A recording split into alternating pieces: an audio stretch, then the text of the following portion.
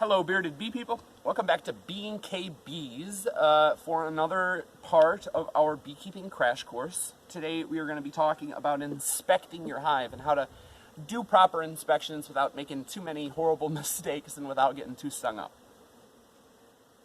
Okay, so my first piece of advice to you, and it seems a little obvious, I hope, but it's not so obvious to everybody. I know year after year I talk with people who said, well, I just never bring smoke or I never bring tools. My recommendation, my advice to you is, regardless of what you're planning to do inside your hive, always have protective equipment, smoke, and the proper tools. Have a hive tool. Regardless of what you're doing. Like I said, if you're even just lifting up the top in winter to check to see if there's a cluster in there still buzzing, things can go unexpectedly and will undoubtedly go unexpectedly at some point in your beekeeping career. And if you make a constant habit of not being prepared, you're going to pay for it at least once before you end up making the decision to never walk up to your hives without the proper equipment. So, like I said, even if you're just planning out to walk and go look at the tops of the frames and really not do anything intrusive, make sure you have all the right tools, because stuff doesn't always go as planned. So, you won't always see me doing this next piece of advice because it's not necessarily 100% necessary, but it can help to have a nice calm inspection. And this piece of advice is to start off with smoke. Obviously, I do start off with smoke when I get the hive open, and I'll draft some smoke over the tops of the frames. But what I'm talking about is a gentle puff of smoke over the entrance of the hive, followed by a lifting of the cover and a gentle puff of smoke underneath the top cover. And then after that, you'd close it back up and leave them for 20 seconds or so for that smoke to propagate through that colony. At that time, they'll get a little bit confused and they'll be unsure of whether there's a forest fire coming on. And at that time, they'll just start to prepare for the possibility of a forest fire. And when they start to prepare for that, they're going to be way unaware or not care at all about what you're doing. So if you're concerned about your bees being a little testy, or you're just not 100% comfortable working your bees just yet, start off with 2 gentle puffs of smoke, one right at the entrance and one right underneath the cover. And that should make things go smoothly for you.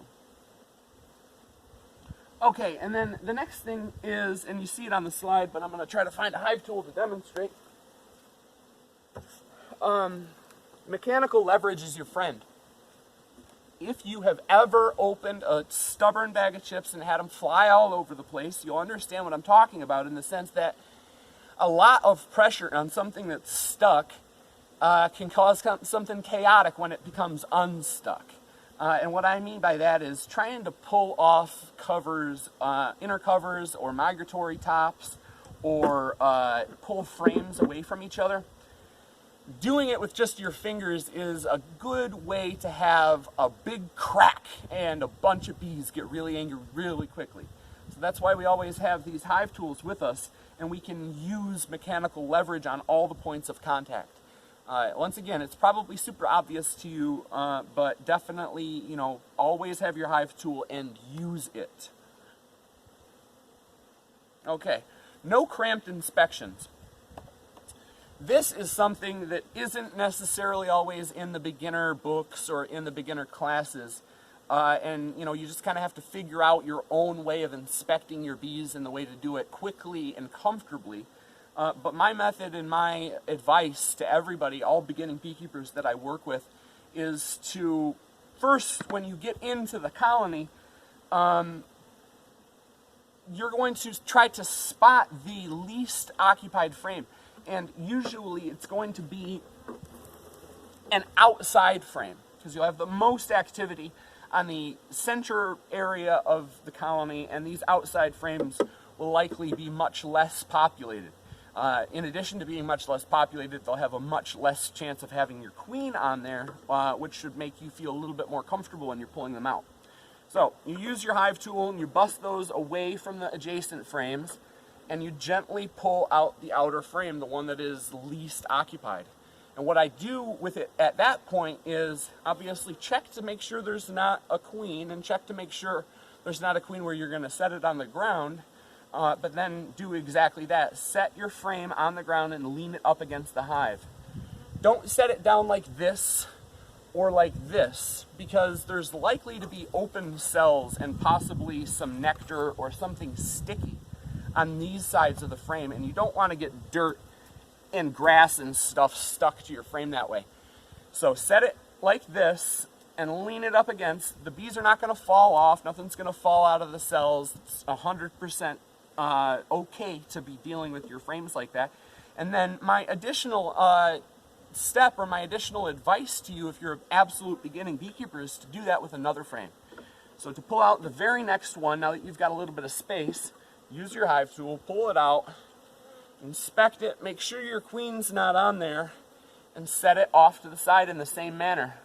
Now you've got a big bunch of space with which to work that you do not have to worry at all about messing with your queen. You've got that big area where if she's on the side of the frame, there's no chance she's going to get rolled up against the box or the adjacent frame.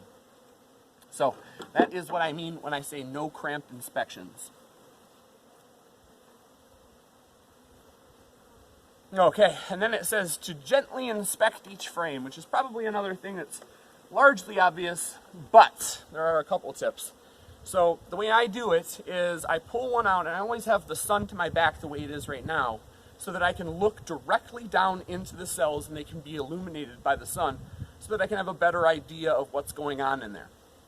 Eggs and very young larvae can be almost invisible, so the sun and looking directly down into those cells can help out quite a lot with that. After that, I flip the frame over, and once again, these bees are not going to fall. You know, you don't have to do it like this. You can just look at it like this and gently flip it over, inspect that, and inspect the sides, and then place that frame back in the hive in that big vacancy and push it all the way to the side. And now you can go at the next one.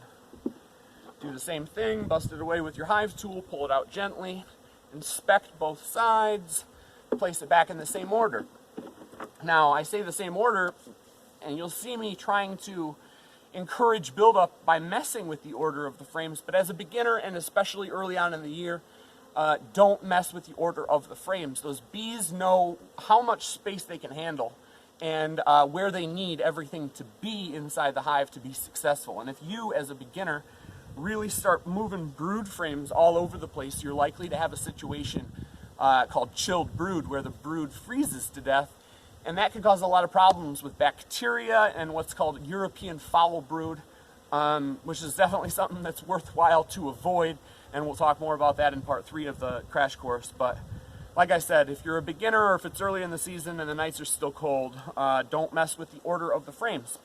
So gently inspect each frame, and then obviously replace them all back in that same order.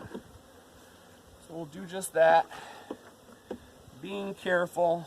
And now we're putting back in the very least occupied frame in the tightest spot, and so you never had any ability or any worry during that inspection, if you follow those pieces of advice, of hurting your queen. All right, creating an inspection schedule. When I first started off, I wanted to have 7 hives so that I could work a hive every single day. And I think that most people are like that when they get started in bees. They want to work bees more, they want to get into them all the time, they're worried about them, and it's so much fun and it's so fascinating. And if that's the case for you, then I have good news for you, because my advice is to inspect your bees every single week, every 7 days, at least for the first couple of years as you're first starting out. Because it takes about 8 days. In 8 days, those bees can decide, let's swarm, and then they have a cap cell, and then those bees are gone. So if you are visiting your bees every 2 weeks or every 3 weeks, especially during the build-up and swarm portions of the year, you're likely to miss stuff and not have those chances to learn and gain experience, and you're likely to lose a couple swarms to the trees. So if it's your first couple of years as a beekeeper, and you already have your hive established, you're not messing with it in the, you just installed a package a couple days ago or whatever, If that's the case, then I suggest for your inspection schedule to be every single 7 days. As you gain experience and move on in your beekeeping career, you'll have the ability to realize that not every hive needs to be inspected every 7 days. You'll have the ability to kind of forecast what's about to happen. But at the beginning you won't have that ability, and you will need that experience, and so inspecting every 7 days is going to give you the absolute most experience you can possibly get during the first couple years as a beekeeper without harming or damaging your bees.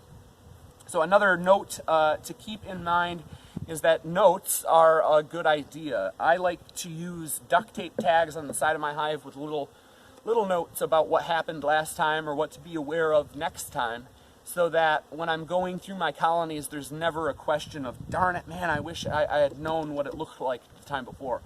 So obviously if you have 1 or 2 hives, it's probably not that big of a deal for you. But even just 3 or 4 hives, you know, things can kind of blend together, and so it's just a good idea to either have a little notepad with you or use one of the many apps that are out there on your phone, or to have some notes right directly on the side of the hive. Okay, and then that is it for this section. Next up, we'll be talking about feeding your bees, and we'll talk about all the different types of feeders and when and how to feed. So thanks for watching. I hope you guys are digging it. Get out there and have some fun with your bees.